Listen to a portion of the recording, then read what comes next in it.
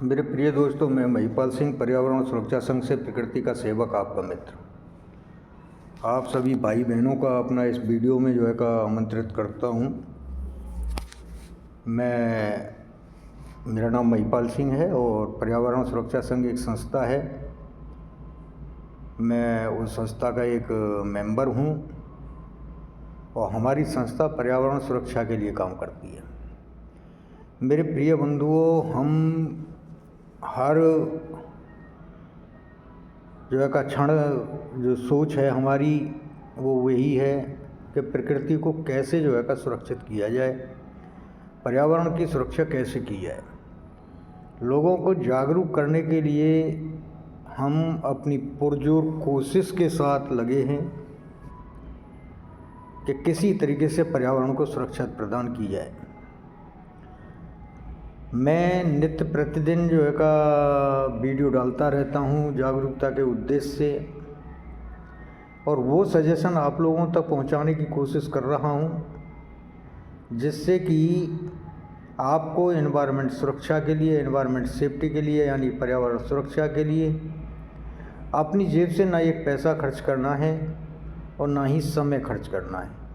ऐसे सजेशन मैं जुटा के लाता हूं लोगों से विचार विमर्श करने के बाद या स्टडी करने के बाद। और ये भी कि जो आपका वेस्ट है, उस वेस्ट को कैसे, बायो वेस्ट है या सॉलिड वेस्ट है, उसको किस तरीके से डिस्टोर किया जाए, किस तरीके से उसे दूसरी जगह कंज्यूम करके यूजेबल बनाया जाए, उसके बारे में मैं आप लोगों तक पहुंचाता रहता हूं।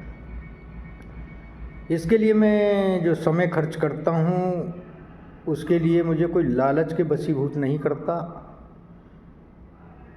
ये मेरी निस्वार्थ प्रेम की एक भावना है। क्यों कि मैं हर मेंबर को, जो छोटा है या बड़ा है, अपने परिवार का सदस्य मानता हूँ।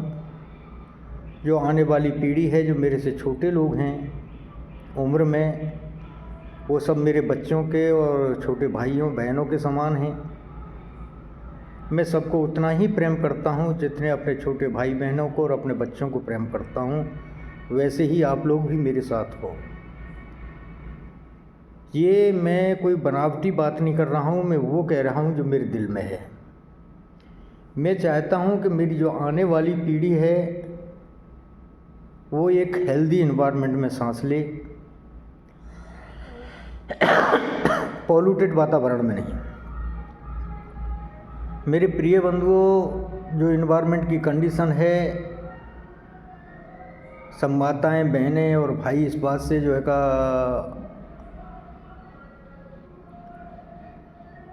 परिचित हैं कि एनवायरनमेंट बहुत ही ज़्यादा पॉल्यूटेड हो रहा है।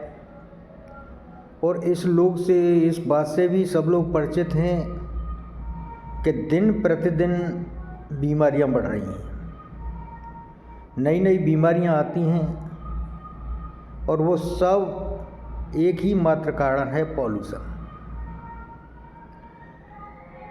चाहे वो पॉल्यूटेड फूड हो, चाहे पॉल्यूटेड वाटर हो, चाहे पॉल्यूटेड एयर हो, ये जितने भर भी पॉल्यूटेड चीज़ों को हम इस्तेमाल करते हैं उसकी वजह से बीमारियां बढ़ती हैं। पॉल्यूशन क्यों बढ़ता है उसके रीज़न के लिए मैं बार बार आप लोगों को बताता रहता हूँ। सबसे बड़ा कारण है पॉपुलेशन, यानी जनसंख्या वृद्धि। दूसरा जो कारण है वो है अवेयरनेस की कमी। लोग जागरूक नहीं हैं, लोगों को पता नहीं है कि हमें क्या करना चाहिए। और जिन लोगों को पता भी है, एक तीसरा कारण मैं बता दूं आपको कि जो लोग जानकार हैं, इसके जानते हैं कि पॉल्यूशन कहाँ से क्रिएट हो रहा है और कैसे रोका जा सकता है, ये भी जानते हैं वो लोग। लेकिन उन लोगों ने इस तरीके का बिहेव ग्रहण कर लिया है, इस तरीके का अपने आप को ढाल लिया है कि दुनिया जाए भाड़ में, हमें क्या पड़ी।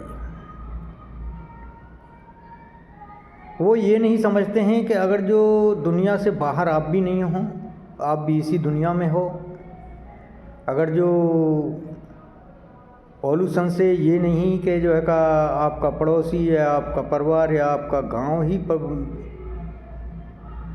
उसकी चपेट में आएगा, उससे जो है का परेशान होगा, ये बीमारियां उनको ही फैलेंगी। उनके बीच में आप भी रहते हो, आप भी उसमें शामिल हो गए। आज जो पढ़े लिखे लोग हैं, मैं उनसे कह रहा हूँ, भाई साहब जिस तरीके से आप बिहेव कर रहे हो वो बिहेव वाकई जो है का निंदनीय है। आप अपनी एजुकेशन का, अपनी शिक्षा का सदुपयोग नहीं कर रहे हो।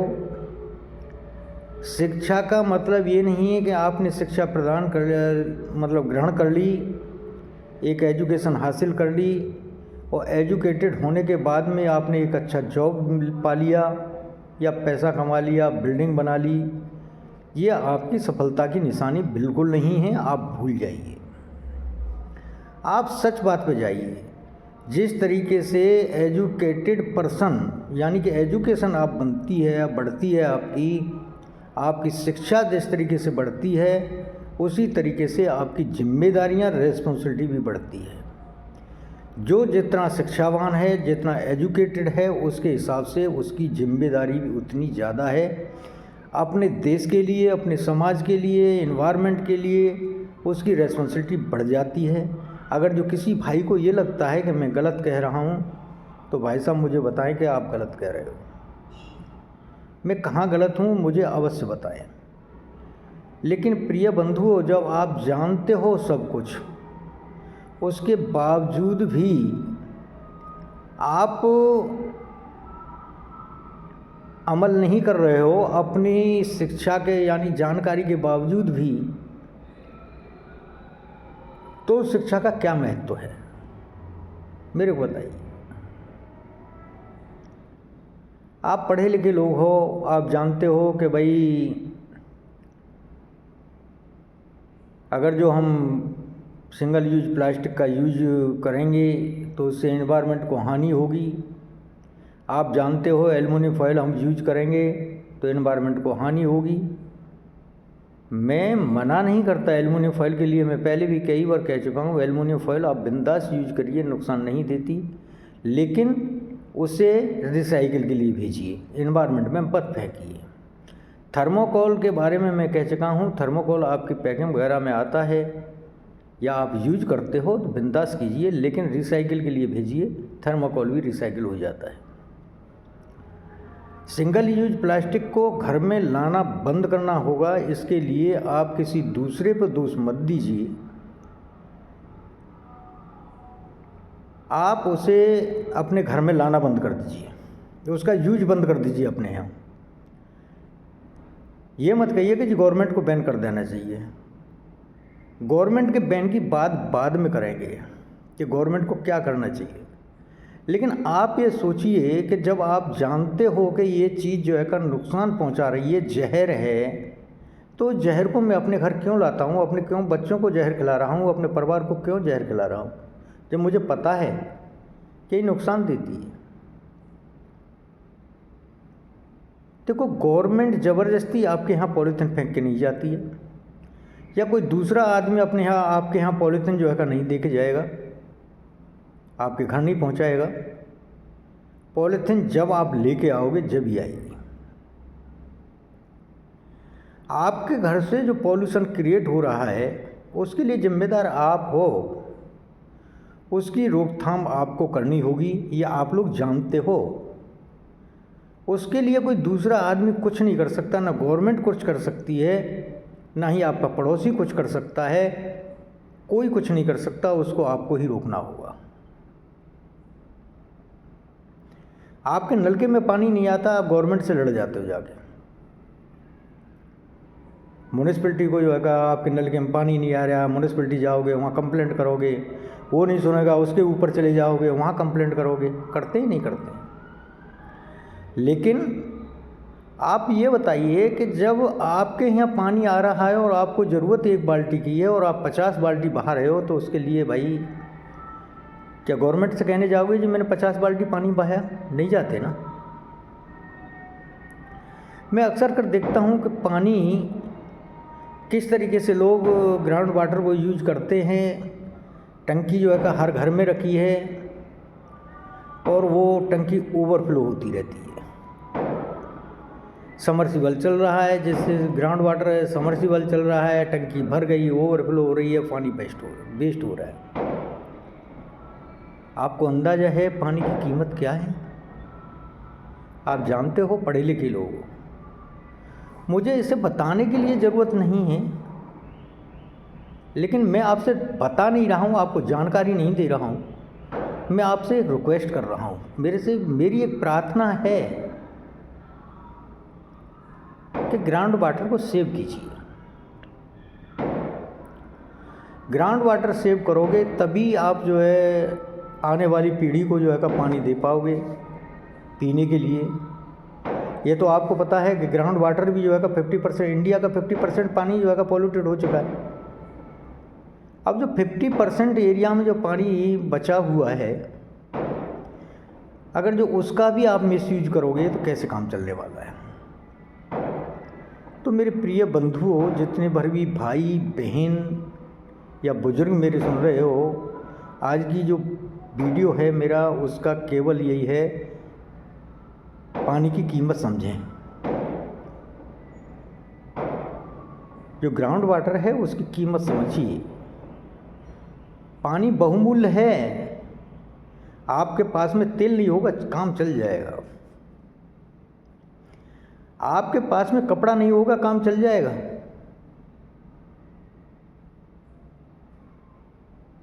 लेकिन बगैर खाने और पानी के या हवा के काम नहीं चलने वाला है। इन 3 चीज़ों को तो आपको बचाना ही होगा। उसके लिए तो आपको मेहनत करनी ही होगी, अपनी समझ बदलनी ही होगी।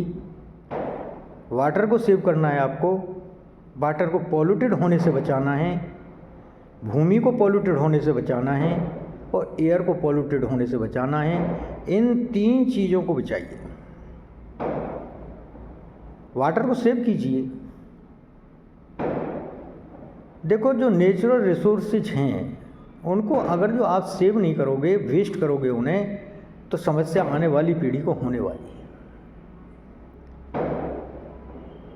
आप अंदाज़ा लगा सकते हो कि आज पानी के लिए आप कितना खर्च कर रहे हो।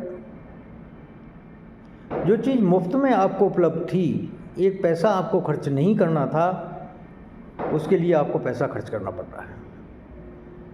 पहले क्योंकि ग्राउंड वाटर सही था, आप ना घर से चलते थे, एक बोतल में पानी लिया और चले जाते थे। लेकिन आज आप सफ़र में चल रहे हो, पानी की बोतल खरीद रहे हो 20 रुपये की मिनिमम। घर पे भी जिसने आरओ लगाया है उसके लिए भी जो है का देखो बिजली भी खर्च होनी है, और साथ में बाद जो आरओ के लिए पैसा लगाया है वो भी जो है का आपका खर्चा ही हुआ। यानी कि पानी की कीमत, अब पानी फ्री का नहीं मिल रहा पीने के लिए। घर पे भी अगर जो आरओ नहीं है, आप किसी आरओ सेट से जो है का पानी लाते हो तो 20 लीटर की बोतल आती है 20 रुपये की। वो भी खर्चा हुआ, बढ़ा या नहीं बढ़ा। अब इस तरीके का अगर जो हालात पैदा होते रहेंगे तो इसकी कीमत और बढ़ी रहेगी। पानी आपको अब मुफ्त का नहीं रहा, अब इसकी कॉस्ट अदा करनी पड़ रही है आपको। और अगर जो थोड़ा सा जो सोर्सेज बचे हुए हैं, नेचुरल रिसोर्सेज हैं पानी के जो सही हैं, उनका भी आप दुरुपयोग करोगे तो कैसे काम चलने वाला है। मैं सभी भाई बहनों से जो है का मेरी संबल रिक्वेस्ट है, मैं हाथ जोड़ के प्रार्थना करता हूँ, ग्राउंड वाटर को सेव कीजिए, व्यर्थ मत जाने दीजिए। अगर जो उसे व्यर्थ में आप बहाओगे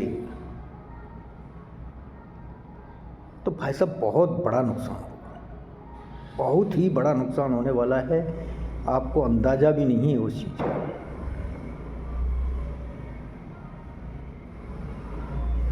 तो जितने भर भी भाई बहन मेरे को सुन रहे हैं, मेरी प्रार्थना स्वीकार करें। चाहो तो मैं आपके पैर पकड़ लूँ,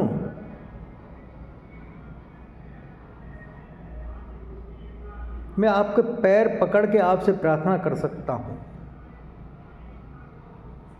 मुझे शर्म नहीं आएगी।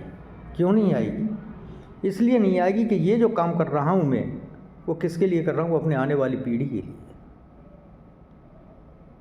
इसलिए मुझे रिक्वेस्ट नहीं आएगी। मैं अपने परिवार के भले के लिए आपको बगैर नुकसान पहुंचाए, किसी को बगैर नुकसान पहुंचाए, उससे प्रार्थना करके अपने परिवार का कोई भला कर लेता हूं, तो उसमें कोई बुराई नहीं है।